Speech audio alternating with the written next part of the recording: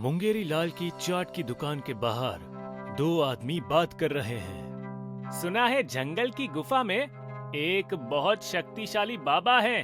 हाँ हाँ, किसी की जान लेना और उसकी आत्मा को वश में करना उसके बाएं हाथ का खेल है। काला जादू का सौदागर है। तंत्र मंत्र की सिद्धि से वो किसी की जिंदगी बना भी सकते हैं और बिगाड़ भी सकते हैं। मुंगेरी लाल को किसी ऐसे ही आदमी की तलाश थी। उस रात मुंगेरी लाल 2 बजे अकेले जंगल के अंदर जाता है। जंगल के बीचों बीच एक गुफा होती है जहां से जोर जोर से मंत्र चिल्लाने की आवाजें आती है। शायद इसी गुफा में काला जादू करने वाला बाबा रहता है। अंदर जाऊं या नहीं? गुफा से मंत्र जाप करने की आवाज आनी बंद हो जाती है और वो बाबा मुंगेरी लाल को आवाज देने लगता है। क्या सोच रहा है मुंगेरी लाल?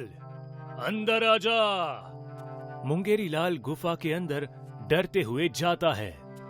सामने से खून की धार आ रही थी। खून देख के डर लग रहा है।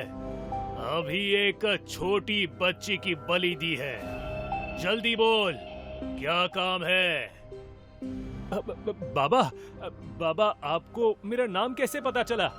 और मैं गुफा के बाहर खड़ा हूँ, वो आपको कैसे पता? और भी बहुत कुछ जानता हूँ। 2 साल पहले तूने अपने ही दोस्त को पहाड़ से धक्का देकर मार दिया था ना? तू शादीशुदा होने के बाद भी दूसरी औरतों के साथ बिस्तर गरम करता है। और बस बाबा, बस और कुछ मत बताओ। जल्दी बता, यहाँ क्या काम है, वरना तेरे पास खड़ा शैतान तुझे मार देगा। पर यहाँ तो कोई नहीं खड़ा है। तभी मुंगेरी लाल की कोई गर्दन पकड़ लेता है और हवा में उठा लेता है। मुंगेरी लाल छटपटाता रहता है। तभी बाबा एक इशारा करते हैं और मुंगेरी लाल की गर्दन छूट जाती है। वो जमीन पर जा गिरता है। यकीन हो गया? जल्दी बता, क्या काम है? बाबा, मैं पिछले 7 साल से चाट बेच रहा हूँ, पर जिंदगी में आगे नहीं बढ़ पा रहा हूँ। और जो मेरे बाद आए थे, आज उनके पास बंगला है, गाड़ी है, सब कुछ है। तो तुझे भी जिंदगी में आगे बढ़ना है? नहीं, जो मेरे सामने बड़ी बड़ी डींगे मारता है, उन्हें बर्बाद होते हुए देखना है। ठीक है, ये नींबू ले। जिससे तुझे जलन होती है, उसके ऊपर ये नींबू फेंक देना। ठीक है बाबा। और नींबू फेंकने से पहले ओम फट स्वाहा, इसका बेड़ा गर्क हो, ये मंत्र का जाप करके फेंकना। जी बाबा। मुंगेरी लाल नींबू लेके चला जाता है। मुंगेरी लाल, तेरी खैर नहीं। अगली सुबह मुंगेरी लाल चाट की दुकान पर बैठा था। उसकी दुकान पर सत्यम नाम का पुराना ग्राहक आता है। और मुंगेरी लाल, हमारे लिए एक चाट तो बनाओ। अभी बना देते हैं। क्या बात है, आज बहुत खुश लग रहे हो। हाँ, बहुत खुश है। अरे, हमारे घर का लोन 2 साल में ही खत्म हो गया है और ऑफिस में मैनेजर का पोस्ट भी मिला है। बहुत खुश हो गए। अब किसी बात की कोई चिंता नहीं है। हम तो अभी भी भाड़े के ही घर में रहते हैं। अच्छा ये बताओ, पगार पानी भी बड़ा होगा है? मुंगेरी लाल, पूछो मत। अरे भाई, 1.5 लाख महीना और 2 महीने के बाद बाहर गांव जाने वाला हूँ अपने बीवी बच्चों के साथ। बाप रे, 1.5 लाख हर महीने? मेरा तो मुश्किल से 20,000 ही बनता होगा और खाने वाले 6। इसका क्या, बीवी बच्चे और ये। अरे भाई, कहाँ खो गए? आते हैं हम, हैं? 5 साल पहले चपरासी की नौकरी करता था और अभी लखपति बन गया और मैं यहीं का यहीं रह गया। अब से इसकी जिंदगी नरक कर दूंगा। हाँ। मुंगेरीलाल बाबा का दिया हुआ नींबू निकालता है, मंत्र का जाप करता है और उसके ऊपर फेंक देता है। सत्यम अपने घर पहुंचता है और उसके दरवाजे पर एक आदमी आता है। ये सत्यम तू ही है ना? जी। 2 दिन के अंदर ये घर खाली कर दे। जैसे तूने ये घर लिया है वो फ्रॉड था। तेरे जैसे ही 4-5 लोगों को इसने यही घर बेचा हुआ है। क्या? तभी सत्यम को बॉस का कॉल आता है। सॉरी सत्यम, मैंने वो पोस्ट दूसरे एम्प्लॉय को दे दी। नेक्स्ट टाइम आपका देखते हैं। अरे पर सर! एक पल में सत्यम की दुनिया ही बदल गई। सत्यम कुछ समझ नहीं पा रहा था। अचानक से सत्यम अपने घर के बाहर चलने लगा, जैसे सत्यम का शरीर उसके बस में था ही नहीं। सत्यम खुद से बड़बड़ा रहा था। क्या मेरी पत्नी किसी और के साथ घूम रही है? तू पागल है? वो बस मुझे प्यार करती है। सब लोग सत्यम को अजीब तरीके से देख रहे थे। सत्यम चलते चलते एक पार्क में पहुंच गया। पार्क में उसकी पत्नी किसी पराये मर्द के साथ हंस खेल रही थी। हाँ, तुम सही कह रहे थे। अभी उसे बताता हूँ। सत्यम जिसे अपनी पत्नी समझ के मारने गया था, वो औरत दूसरी थी, सत्यम की पत्नी नहीं थी। सत्यम का दिमाग बहुत अजीब हरकतें कर रहा था। वहां से भागते हुए चलती गाड़ी के सामने जा खड़ा हो गया। सत्यम की आंखें हॉस्पिटल में खुलती है। एक्सीडेंट में सत्यम के दोनों पैर चले जाते हैं। सामने पिताजी बैठकर रो रहे थे। बेटा, तुझे होश आ गया? 1 महीने से तू कोमा में था।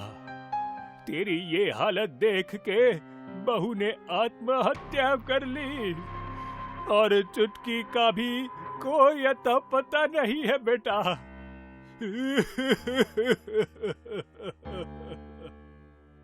सत्यम जिंदा होने के बाद भी मर चुका था और ये बात जान के मुंगेरीलाल बहुत खुश होता है। अब जिंदगी जीने का मजा आ गया है। अरे हंसते हुए चेहरे रो रहे हैं। ऐसे ही मुंगेरीलाल कई जिंदगियां बर्बाद कर देता है।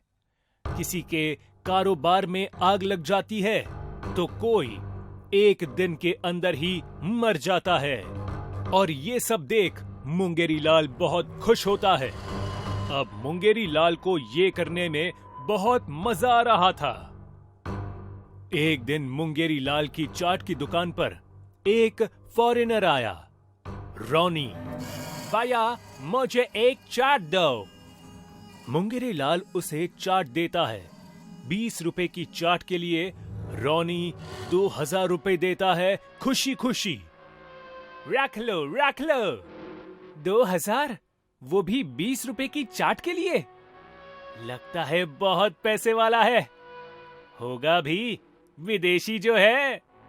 इस विदेशी पे ये आखिरी नींबू मारता हूँ, मजा आ जाएगा। मुंगेरीलाल नींबू निकालता है, मंत्र का जाप करता है और रॉनी के ऊपर फेंकता है। तभी एक कार वहां से गुजरती है और नींबू कार से टकरा के मुंगेरीलाल के ऊपर ही वापस गिर जाता है। अरे बाप रे, ये तो मुझ पे ही आ गया। अब क्या होगा?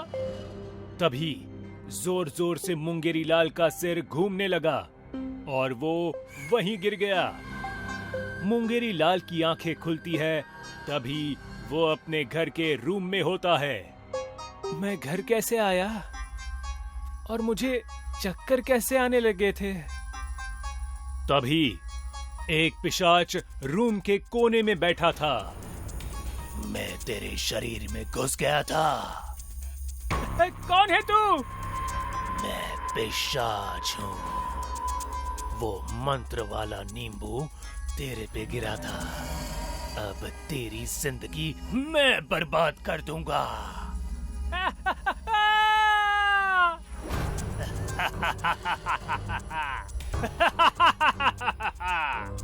मुंगेरी लाल जोर जोर से चीखने चिल्लाने लगा और पिशाच जोर जोर से हंस रहा था।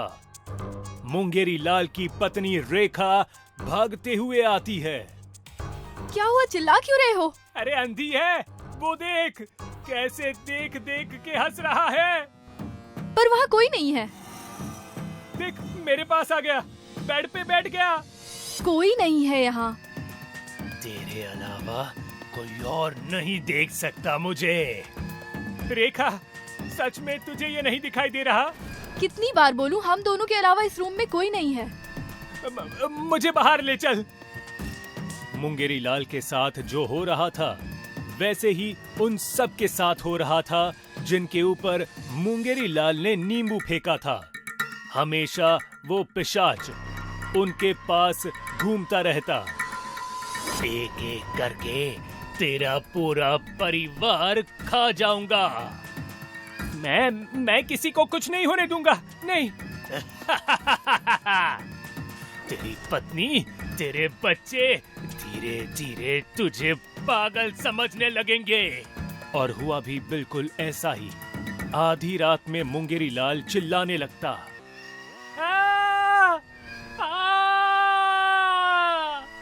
अकेले में खुद से बातें करते, हंसता रोता गुस्सा करता।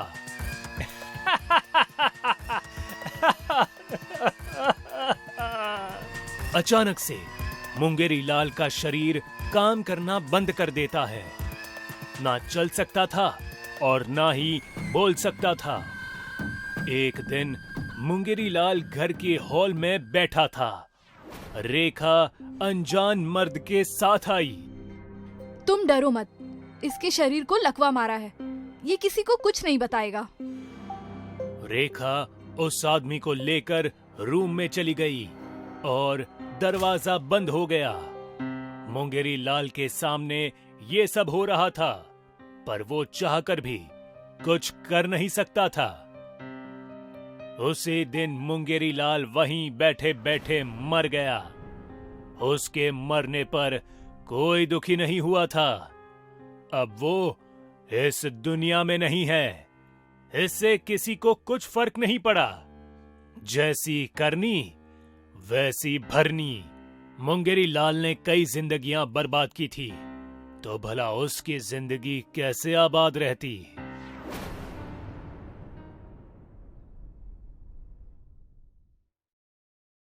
क्या आपको हमारे चैनल स्पूकी स्पूकी फ्राइडे के वीडियोस पसंद आते हैं?